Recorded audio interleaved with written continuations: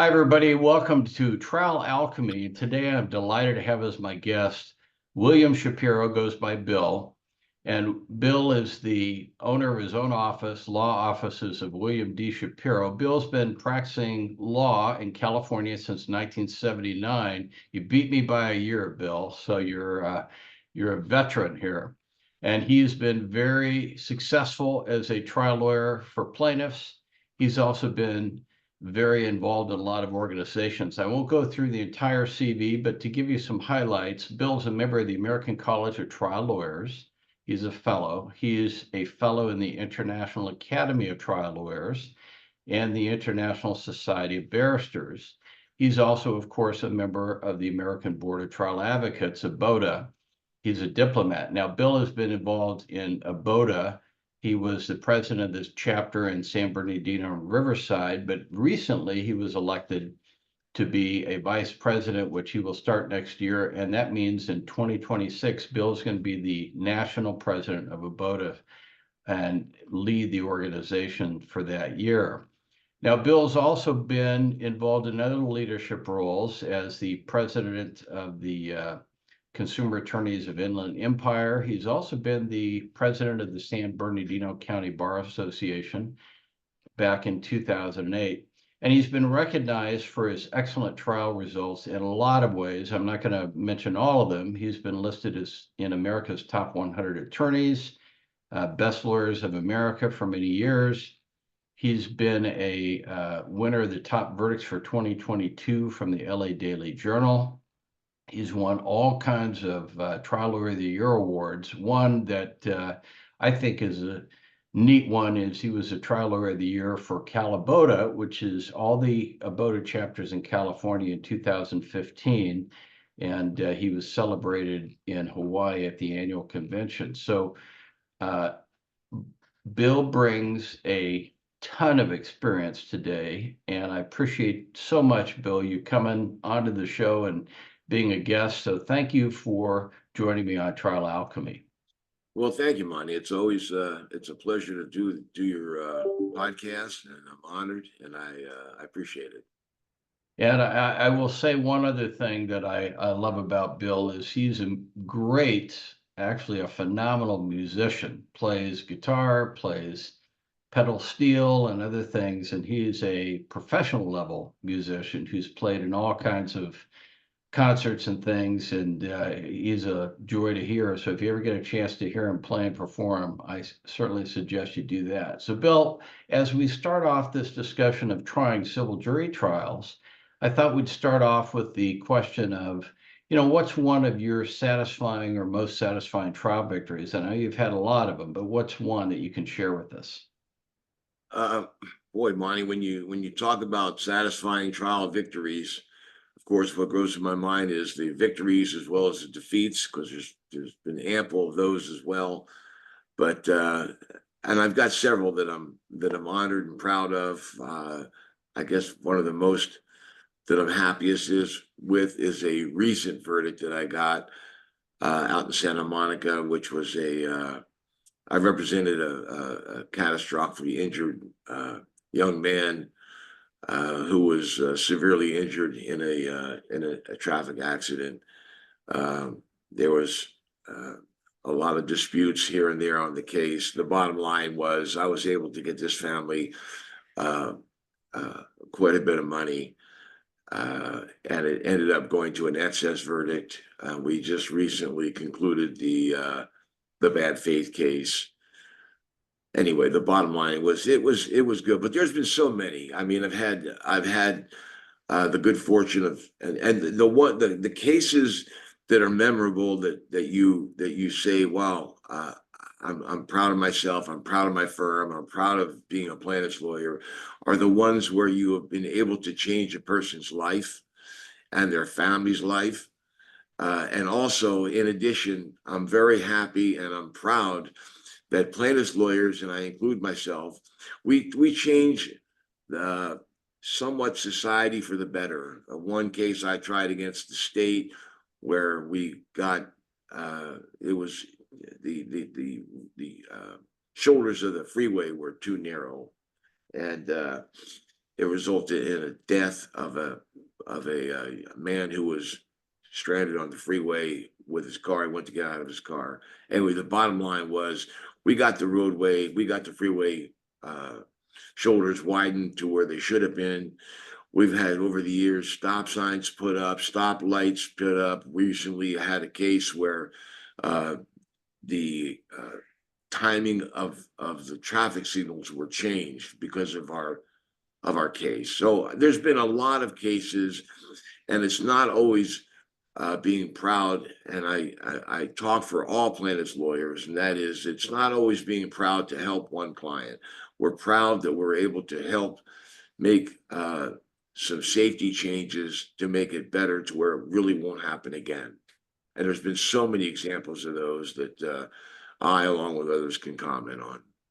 Yeah, that's a special thing about being on the plaintiff side of the aisle, and everybody does an important work in trying cases for both sides, but you certainly get the opportunity to make a tremendous difference when somebody's been hurt catastrophically and you're able to provide them the care and help they need for the rest of their life if somebody's at fault for that. But I think you're right, making playing things safer, whether it's streets or cars or products or whatever, that happens a lot because of single lawsuits having an impact and then changing things. So yeah, those are great examples, and thank you for all those things that you do. Now, Bill, you've done a wide variety of cases. I mean, you don't just do, catastrophic auto cases, you've done trucking cases, you've done all kinds of things. So you've seen a wide variety. When you're getting ready to go to trial, I mean, there's that prep period. I call it the grind, where you have to just kind of make sure you get all that stuff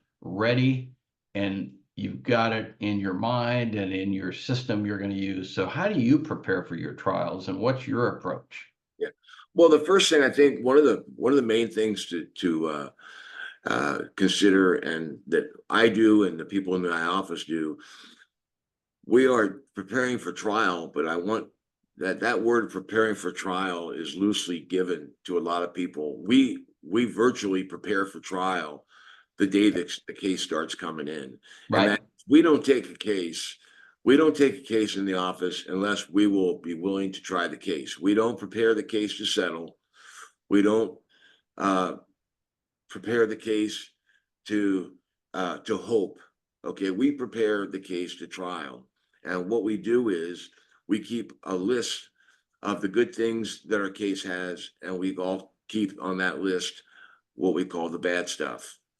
And that's during the course of the case. We always track the bad facts because we're going to have to deal with those bad facts in trial. So let's write them down. Let's documenting. There is a place on the computer called bad stuff, and we put it in there. And we look in the real mirror. We don't just look in the skinny mirror. We look in the real mirror to make sure that we deal during the course of the case with all the bad things that come up, because no case, or I should say every case, has difficult facts, Right. situations. Now, as you get closer to trial, as we get closer to trial within 90 days, we start really honing in, and we start putting our plan together of what records we need to get. We do a set of requests for admissions to try and get the other side to admit certain things such as medical billings. And that way we're not having problems with foundation with medical bills. And it covers both rounds. It covers more than one thing. Not only does it do that, if they don't admit it, and we do have to go the full way in calling foundational witnesses and authentication witnesses, then we'll be able to recover, hopefully at the other end, we'll be able to recover the expenses that went Right. forward and fees for having to do so. So we get all of the things of the economic damages lined up, including loss of earnings, loss of capacity, get all those things. We also make certain well before 90 days that we have retained quickly the expert witnesses that we're going to need to assist the jury to understand the case. So in a dangerous condition case, where there's an issue of a roadway or a dangerous condition of sorts, we promptly, as soon as we retain the case, we get experts out there to the scene, document it, video the scene, and we get the opinions quickly. Now, we are very picky here in the office, and that's not to say we don't interview a lot of cases. We interview a lot, but we don't take a lot. And we will cut bait. You know, it's if our expert gives us an indication that, hey, we don't see it, well then I was wrong. Maybe am I thinking it was a defective condition or a dangerous condition? It was wrong. But you know, a lot of times we do explore and we hunt and we dig. And so as we do get closer to trial, it's a filtering process. It's like a sifting. It's like the flour sifting through a sieve. As you get closer and closer to trial, you get more and more of the just the true juice of the case. And all the while we're thinking about what's the theme of the case going to be, Yeah. and where are we going to hone in on, and what's the timeline. We try to put a timeline together of chronology to where we can explain the case, Right. always working toward giving that opening statement. And one thing that we do, Monty, is here we, you know, in advertising, what they do is they storyboard, or back in the old days, they would storyboard ads. We actually storyboard cases. We, as the case goes along, we prepare PowerPoints and we do slides. And as the evidence goes in, we put the evidence into a PowerPoint, and that way we can shift the slides around where it's going to go so as to tell the story. And that kind of helps us get ready for trial. And then, of course, within the last 90 days, it's what every plaintiff's lawyer does is we crush it and we pound it. We make certain we're timely on all the subpoenas, get our investigators doing their thing and preparing the statements, opening statements and mini openings and the things of the like. Well, you covered a lot, and all that is great. I mean, I think the way you do it, and that's the way I've always done it, is you got to take a case and prepare for trial from the beginning. And if it's not worth taking to trial, it's not worth taking. But a lot of lawyers who don't try cases kind of, I think, make the mistake of, I'm going to take this and settle it. But don't you find in your experience, the only way you're going to get the best settlements for your cases for your clients is if they know you're going to be ready to try it and you're going to be there in the courtroom? Yeah, I think that's true. I think that's a very well-known situation in tort law that the lawyers, there's a group of lawyers who are willing to go. There's a group of lawyers who aren't. And so just getting that mindset of trial and the manner in which you take depositions. Sometimes I'll take a deposition and of a PMK, and I refer to the jury in the deposition. Are you telling this jury? And I will do things that reminds not only myself and the defense lawyer, reminds the witness, you're talking to a jury right now. So you can do those things well in advance. Yeah. Well, one of the things you also mentioned is something I wanted us to talk about, and that is all good trial lawyers are thinking about themes for their case.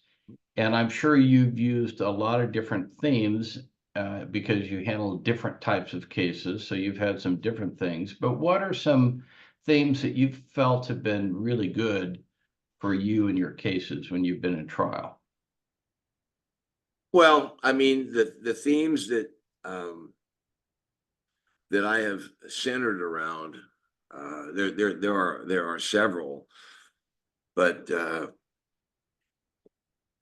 a theme that I've used in the past is I should have. I should have, and that's on the defense saying I should have. They make a mistake. A defendant makes a mistake. A theme of a case has been I should have. The theme of choices. Some people, some defendants make choices. They make a choice. Right. It's the wrong choice. So I choose to use the theme of choices a lot. And obviously in bad faith cases, I've tried some, and the theme was either lowball or fraud. I bring up the word fraud. Yeah.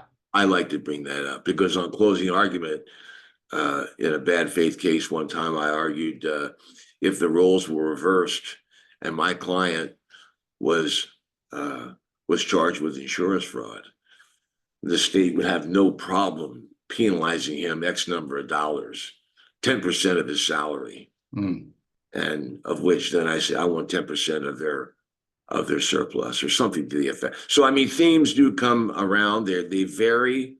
I don't get too pressed with themes, although I try to begin weaving in the facts to making up a theme in the opening statement. And Right. I try and get the jurors to understand and themselves create a theme for the case. Mm. You know, oftentimes the theme can be, why are we here? Yeah. Why are we here? Why wasn't this case settled without saying that? Yeah.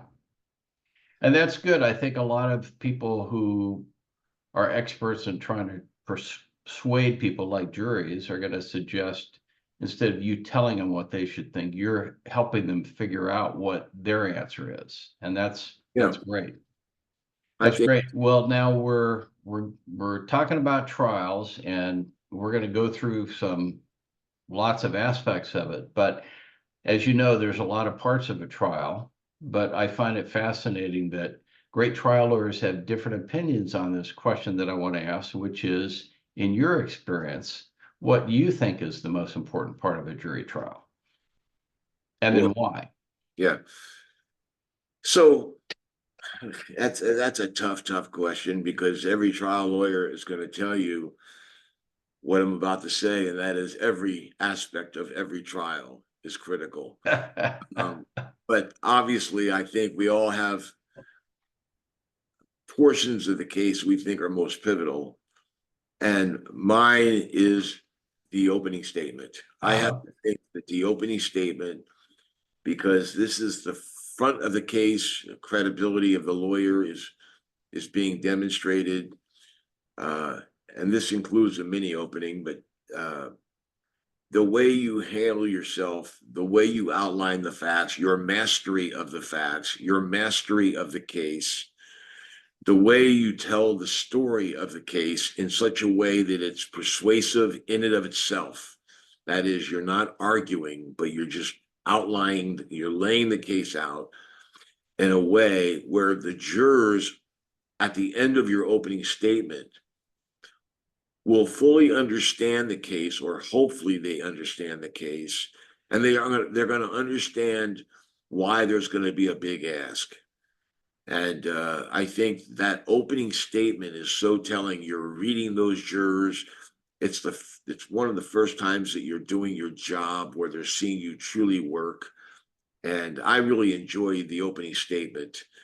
And I like to use a lot of graphics. I like to use evidence, obviously, as subject to the other side's approval and the court's approval. But if not, just telling the story in an interesting way without notes and all those kinds of things, just coming out, talking to the jurors, letting them know what the case is all about.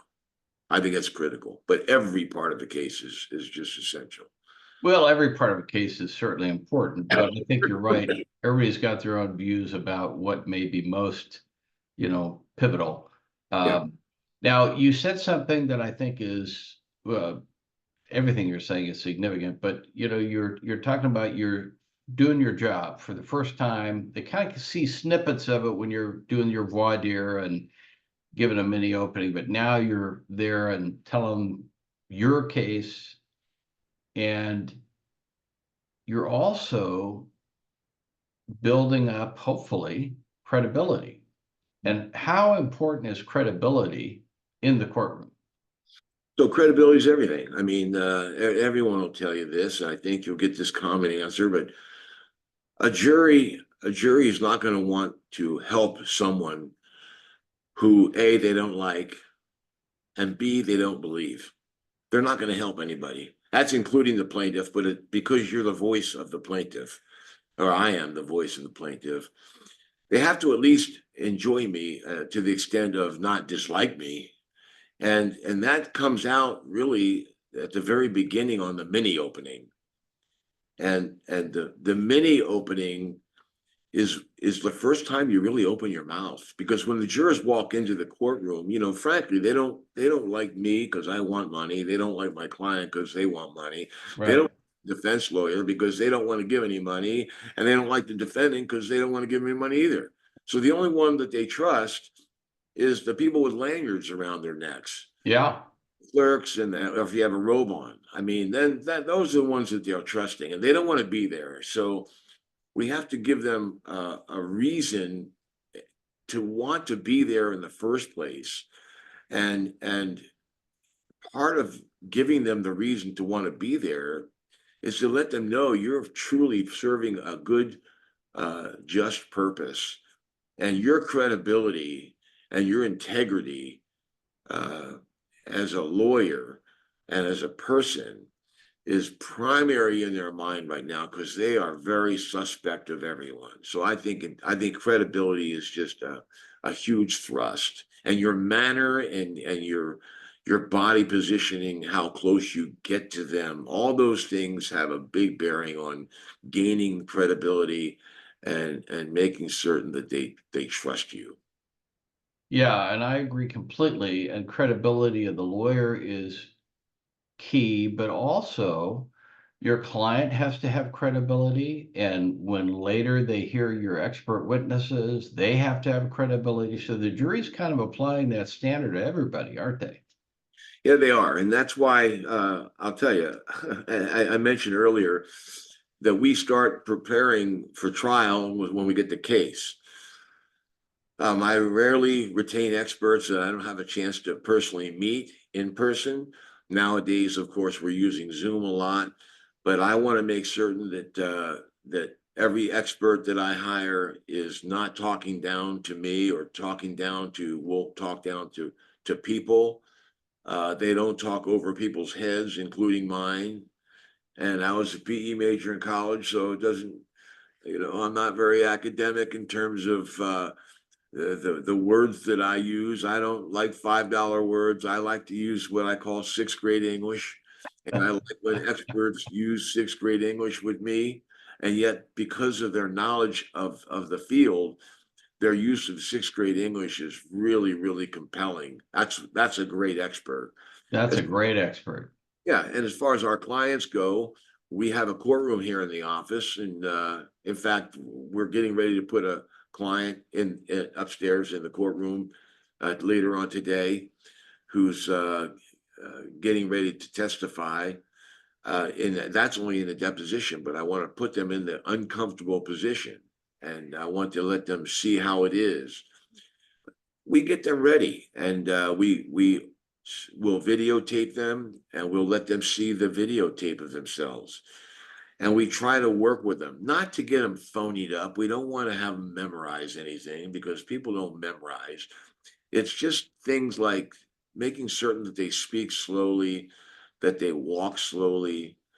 Um, I'm always cautious to make certain my clients in trial only, well, back now they have water bottles. Back in the old days, they had cups. Yeah. I would make certain that my client's cup was less than half full so they don't spill, those kinds of things. Yeah. So, there's a lot of things that come up, but I think that client credibility, witness credibility, and your own nature of how you handle direct examination and cross examination will gain the credibility I think that lawyers need and will get if they do it. I think in a polite manner. Boy, I think that's absolutely true. Now, I like your use of the terms sixth grade language. It always seems to me ironic that when we go to law school, we learn this foreign language of the law.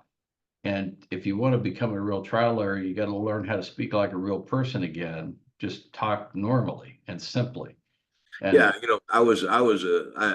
I'm serious. I was a PE major in college, and so when I went to law school, I had to learn a new language, but unlearning that language was not difficult for me. Sixth grade English I'm a big fan of that phrase. No, that's great. And if you think about it, how are you going to persuade somebody if you use a language that they don't understand? Yeah. Yeah, I mean, you just can't do that. It's not going to make any sense.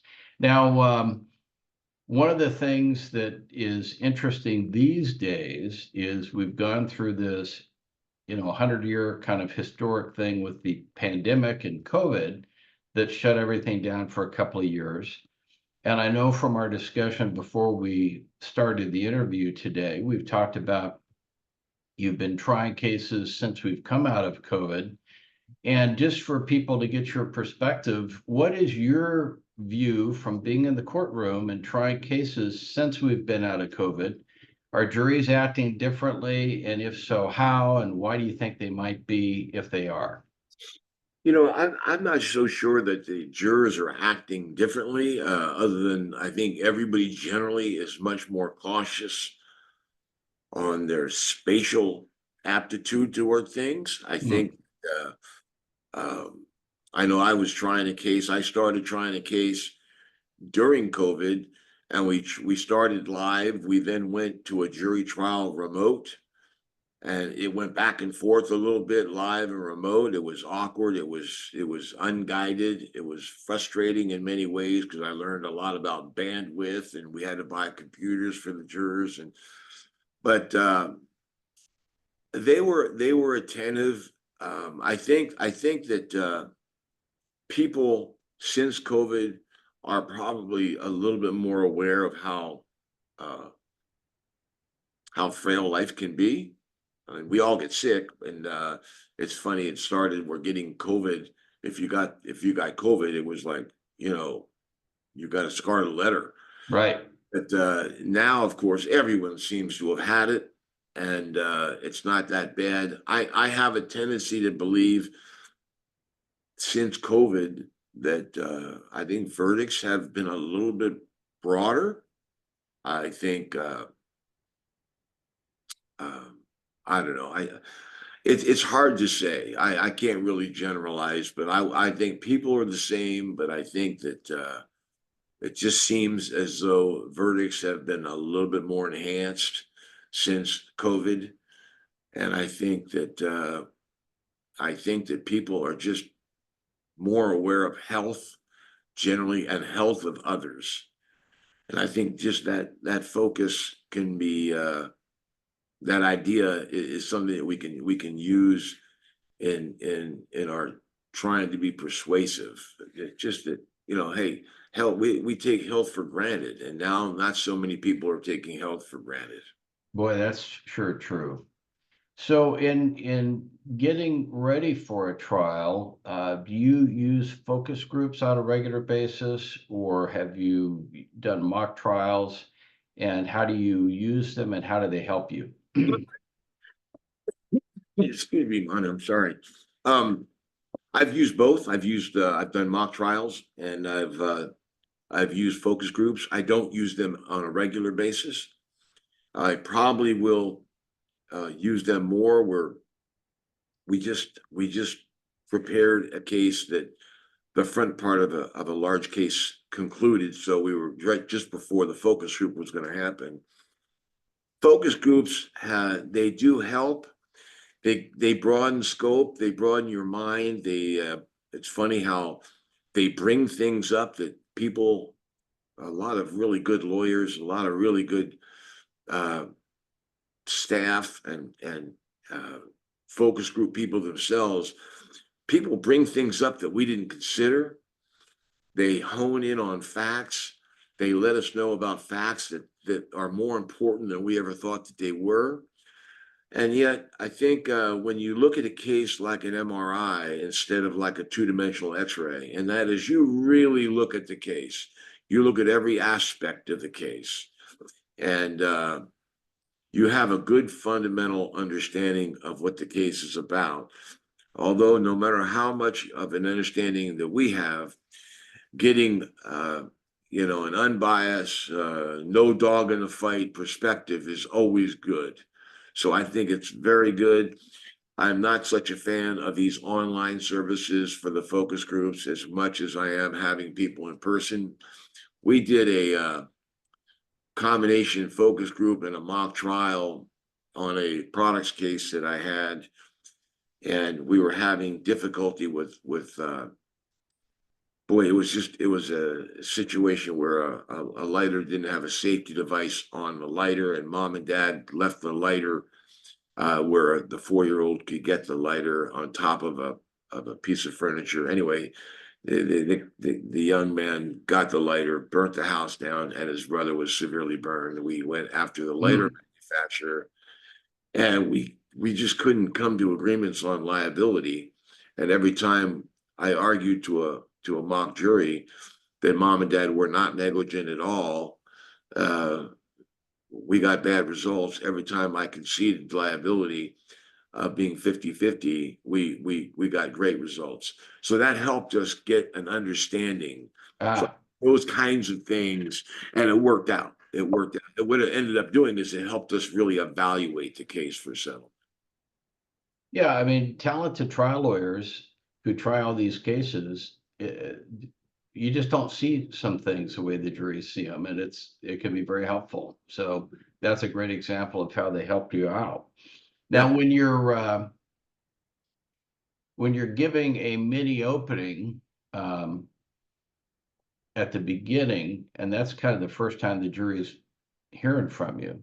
Yeah. You're trying to make it short, and are you talking about what's your strategy in the mini opening? What are you trying to do?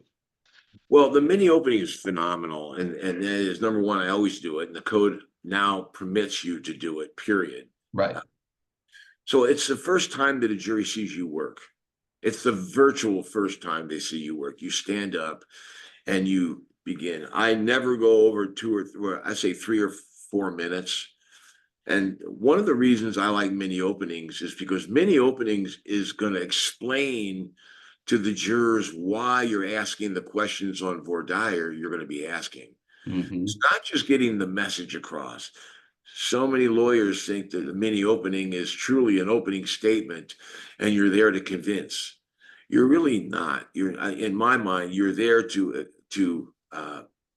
introduce the case to the jurors, and you're there to. I like to get some of my bad facts out during my mini opening because it'll explain some of my questions on voir dire. But I like to introduce the case. I like to display my personality. I like to display my client's case in a matter of less than a minute explaining the case. I think it's a big mistake to overstate your case. I do not give away the great facts of the case in the mini opening. So many lawyers jump on. They'll tell the juror the light was red 16 times in their mini opening statement. Yeah, you don't need to do those things in my mind. It's just introducing the case, letting them know basically what your theory is, and then letting them know some of the bad facts, and then setting up your voir dire is a big part of the mini opening. Now, as the plaintiff's attorney, and you're only going to handle a case if it's got significant or catastrophic damages. So do you first talk about damages in your mini openings, or do you wait for the voir dire, or do you wait for the opening statement? What do you do? I touch on the damages probably at the end of my mini opening statement because so many of the cases I try, the damages are not going to be tremendously disputed other than life care plans, maybe survivability. It could be the expectation of life. I mean, I don't dwell on damages on my mini opening statement. I do explain to them I'm going to comment on damages in a little while in a formal opening statement, and I do go into damages heavily in my opening statement. But on the mini, I touch on it, but I don't dwell on it because I don't want them to think this is all about just money, money, money. I want them to understand this is about, it's going to be a trial that you're going to hear about a case. It's a story. I try to tell a little bit of the story, let them know where the disputes are, let them know what they say, let them know what I say. I don't start justifying anything, and then I explain to them about the extent of damages. The reason why we're here is the damages, and then I try to bring out the areas on voir dire that I'm going to be bringing out. Okay. And in the dealing with damages, I mean, the economic damages are easier in some way because that's kind of quantifiable, even though there may be some disputes about how the numbers add up. But, you know, the non-economic damages and trying to get people to understand how should they compensate somebody for loss of enjoyment of life or changes or pain or things like that. When do you start dealing with those kinds of issues and damages? Is that in your opening statement? Is that some other point? Yeah, I deal with damages in my opening statement, and what I'll do is there may be a dispute as to the nature and extent of a brain injury, for example, or of any injury, and I will explain on opening without arguing as best I can that pain is not is not you can't see pain. You don't see pain, Right. and you won't see pain of my client, or you won't see certain things. And I talk about that on the during the course of the trial. The non-economic damage support does not come from my client. The non-economic evidence comes from others around my client. I very rarely have my client testify as to pain.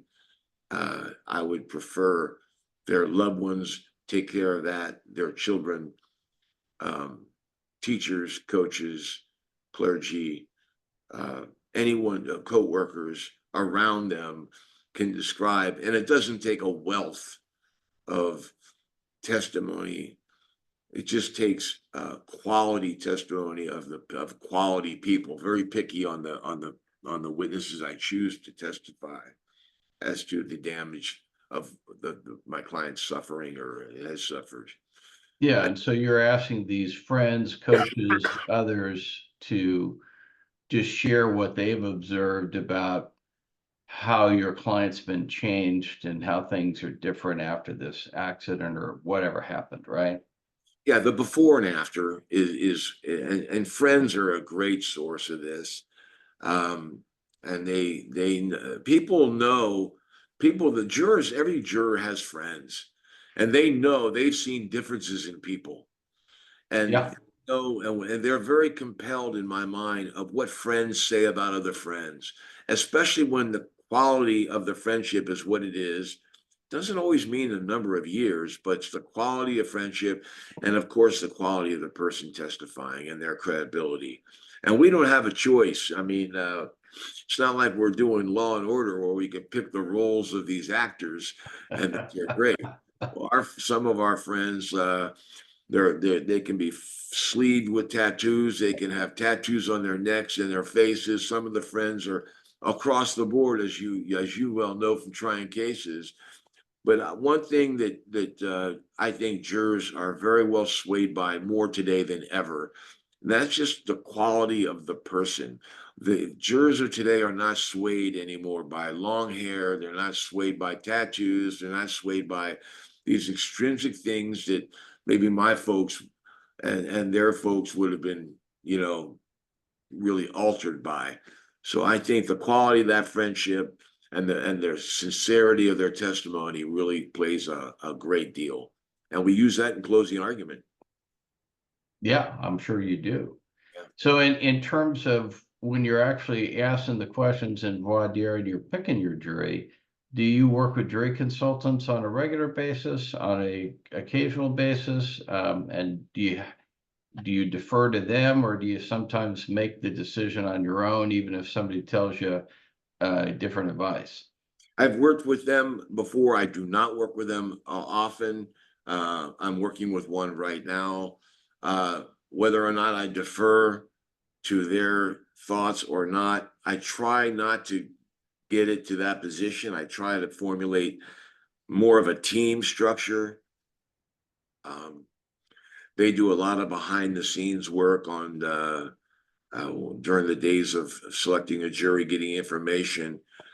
I don't picking a jury, it's so personal. It's all about relationship and your feel and your vibe. Mm-hmm. Um, it is something that I usually go on my own gut reactions of things. I'm always interested in what my client has to say, but they're leaving this thing in my lap, and I pretty much call it crazy confidence. I don't mean to have crazy confidence, but I feel like I I I feel like I have it, and I listen to people. I'm all ears. I try not to be a dominate, but when it comes down to it, it'll be my call. And I mean, some lawyers are looking for certain people that they don't want to have on the jury by profession or other stuff like that. How do you make those judgments when you're trying to decide, hey, is this somebody that I feel comfortable with on my jury? Well, I stay out of Torrance if I can because they've got nothing but engineers there, and uh, I don't mean to knock engineers, by the way, but I'm just saying that there's certain professions, there's certain people, whether no matter what profession they're in, but there's certain people that have bright lines, and things are either black or white, and that's that, and they tend to be uh, people who snap in decisions, and not only do they snap in decisions, the decision they snap into is the right decision, period. Um, I don't mean to say we always want psychologists and things like that, but we're looking for people that are at least open-minded. I don't I've been wrong before. I'll be wrong in the future, but man, I just want to have a clean shot, and I want the other side to have a clean shot, because what's good for the goose is good for the gander. But I just want to avoid people that I get a vibe of just abruptness and bright line. I'm right, you're wrong, and those kinds of things come out because I talk a lot about lawyers and people who have these billboards up, and your name's on the side of a bus. Do you equate me with those people? And Yeah. I fight for you on TV, all this nonsense. So and we get a lot of interaction, and that ties also in with some credibility things. Yeah. Well, in your trial, you've always got some bad facts, as you mentioned before, and you've talked a little bit about dealing with those in opening statement, but are there other ways that you deal with the bad facts in your case throughout the trial? And also, what's your strategy when the defendant's sympathetic, and how do you try to deal with that? Because the jury may feel sympathy for the defense. A sympathetic defendant, man, that happens, and it's happened to me a couple times where the defendant really just appears better than the plaintiff. I mean, let's get real here. Sometimes, well, I do. I say, who looks better, the plaintiff or the defendant? Sometimes, and I mean, when I say look, I'm not just talking about appearance. I'm talking about the whole global aspect of their presence. And sometimes the defendant just does.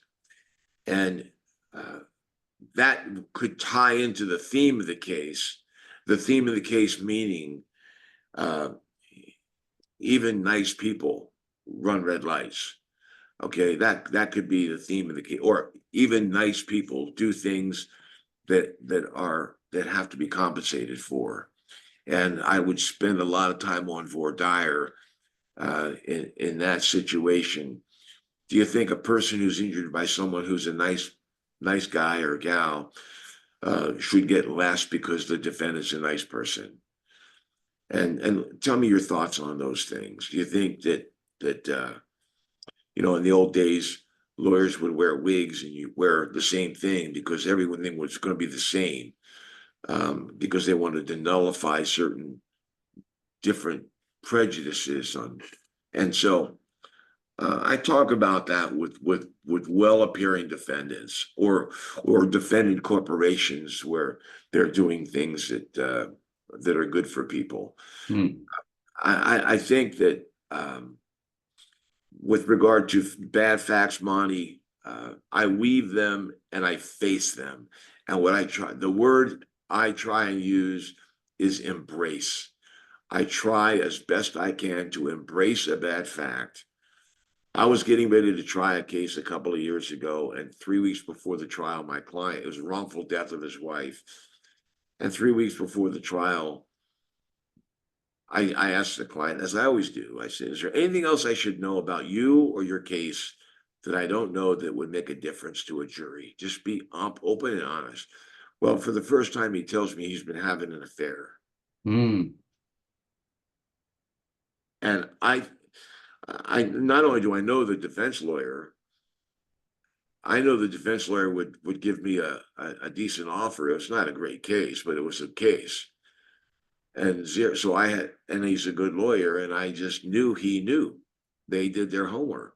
Mm. So I had to on voir dire, the theme of that case completely shifted, and the theme of that case became mistakes.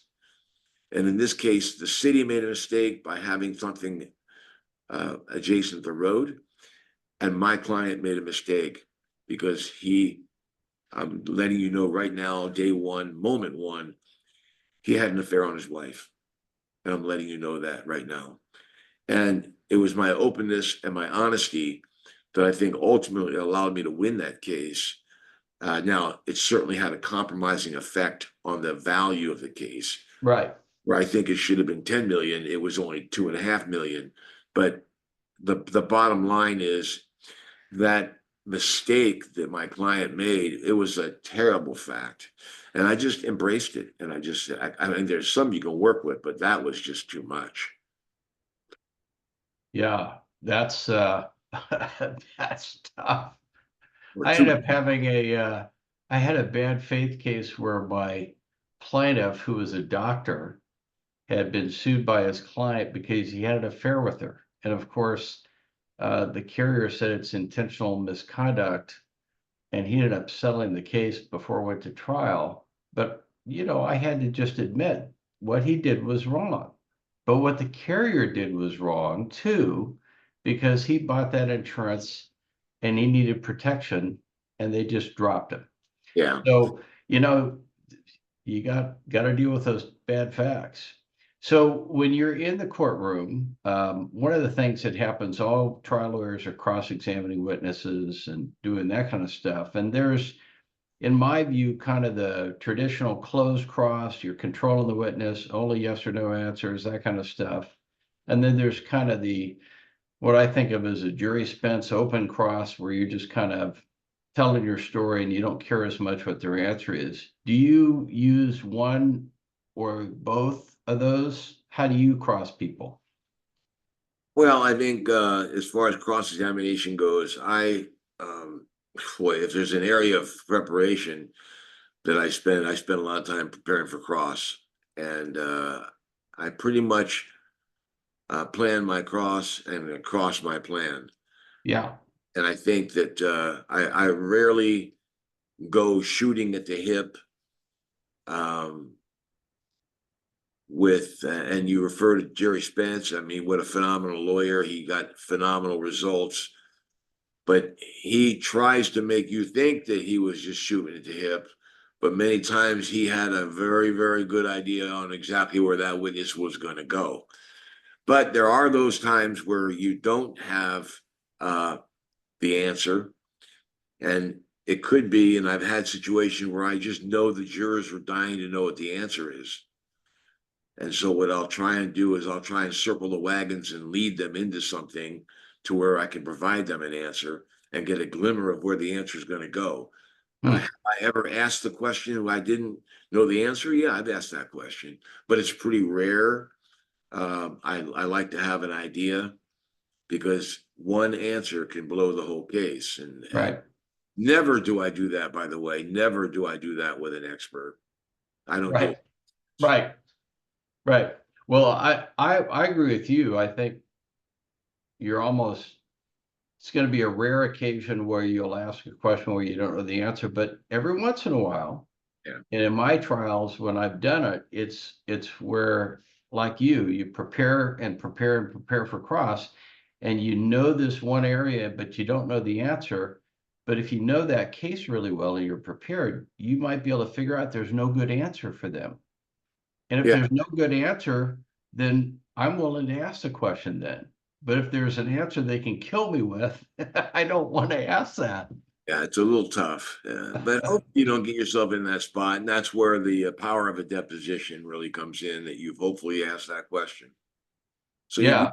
In your impeachment of witnesses during the trial, do you find that using video clips of the testimony is helpful in impeaching them in front of the jury or in the jury's minds?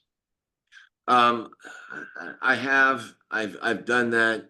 I think what's for me in the more powerful way or a powerful way of impeaching is I will oftentimes remind a witness or have to read what they testified to in a deposition.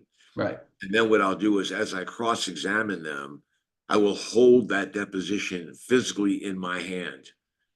And they know the color of that deposition. They've studied that. They know exactly what that deposition is.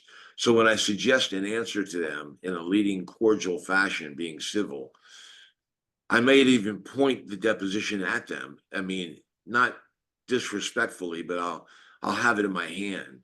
And then if I need to, I will cite, and I have page lines pretty rigorous for cross.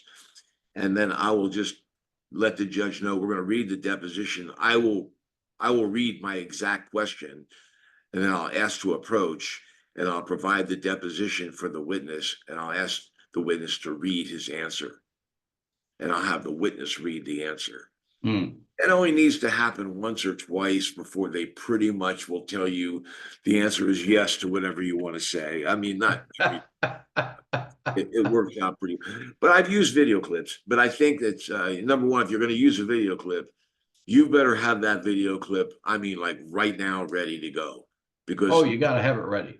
Yeah. no white noise, no silence, no fumbling, no I can't find this, and that could be a problem because timing is everything on cross. Yeah. Well, I think you got to have it ready right away, but you also have to have a clean clip. You got to just get a clean question, clean answer, and none of this BS at the end where they're adding other stuff. Right. Because it's if you want to really drain a great clip, just have the jury hear something that's not even impeaching and it's muddied up with all Yeah. the stuff. So Well, you lose credibility, don't you? yeah, that's it. So we've been trying this case, and you've been putting on your evidence, and you've made a great opening statement, and now we're getting ready for the close and the final arguments. Um, when you're in your final argument in front of the jury, what do you do to try to help them figure out how they should come up with a value for non-economic damages and what your client either has suffered or will suffer throughout the rest of their life? Yeah, well, what I do is number one, I use the verdict form, which a lot of us use, and I like to use the jury instruction 3905A, which outlines for the jury the elements and the component parts of what they must award if they find liability. And I put that jury instruction up on a PowerPoint, but I select each area that is identified in the jury instruction. Okay. And I put each area I segregate and put a slide up and I talk about it. So if you're talking about disfigurement, I talk about just what disfigurement is and the impact that it's had on this person's life and grief, what it is, the emotional distress. Let's talk about those two words for a moment. I mean, we've all had it, but let's think about that and put it in the eyes of this person. And I put each one of those things down. Now, I've done it a bunch of different ways where I've actually created a slide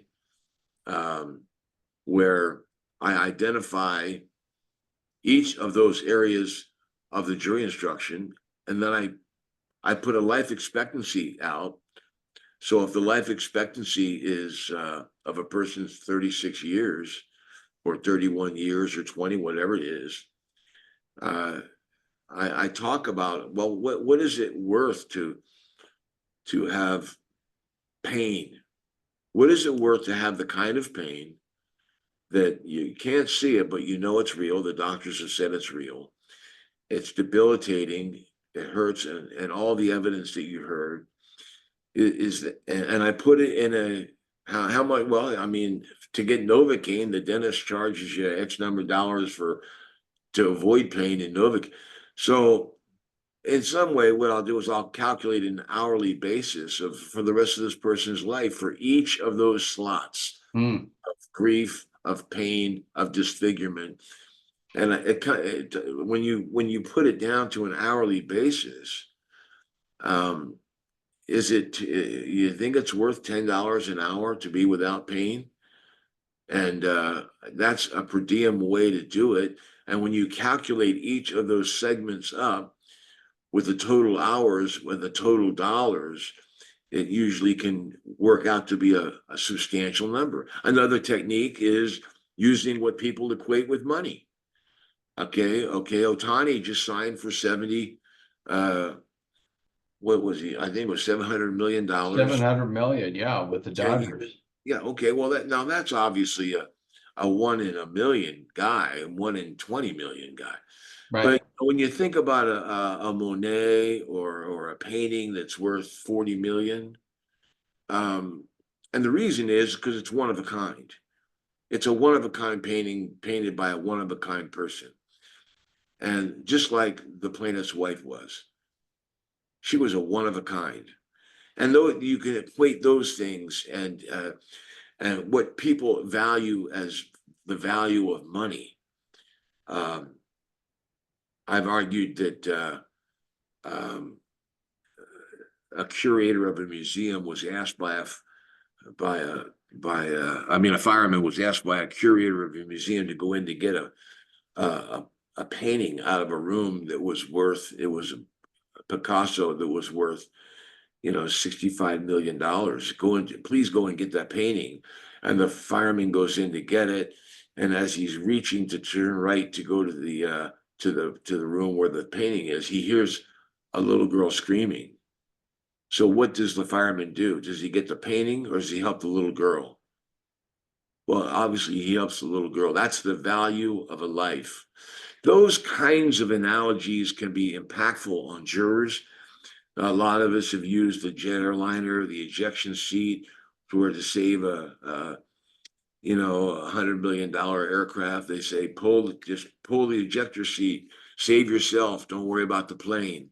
Yep. You don't see the government saying, hey, ride that plane down. So those are analogies that we've used in death cases and in pain. I just think your credibility as a credible lawyer who has demonstrated throughout the trial and throughout the case your devotion to your client and your belief in their case, because it rubs off. Right. You don't tell a client, hey, meet me up in Department 6. I'll be up there and I'll meet you the first day of trial. I mean, we walk together. I mean, we are together. We are a team, and the jurors, I make them see globally, we are a team together in this thick and thin. Win or lose. Well, that's great, Bill. We've been having a wonderful discussion. Our time is getting close to the end. It goes by way too quickly, but you've been sharing such wonderful information. At this point, for us to kind of wrap things up, my hope is that this is going to be helpful, and I believe it is from feedback I've received already, but this podcast series will help younger lawyers who haven't tried that many cases learn from masters like you, and they'll become better trial lawyers in the future. So what kind of advice would you give to a younger lawyer who's not very experienced, maybe hasn't tried a case or only tried one or two? What advice would you give to them? Well, first of all, thank you for saying those kind words and putting me in that class. Um, I think one of the things I'm going to say has been said millions of times and over, and will continue to be, and that is you have to prepare your case for trial. As I earlier mentioned at the beginning of this podcast, you have to prepare from day one, and you have to master your case. You have to truly master the case and not fool yourself thinking that you know enough. You can't wait 30 days before to start reading depots. You have to know the case. You have to have an attitude that you are gonna you're gonna be your client's voice and be proud of being that voice. And you have to have an element of confidence. And it's tough because uh, we're not born with that skill. You know, I teach trial practice and I tell the students, you're not born with this skill. I didn't have it. It's not innate. It's a learned skill.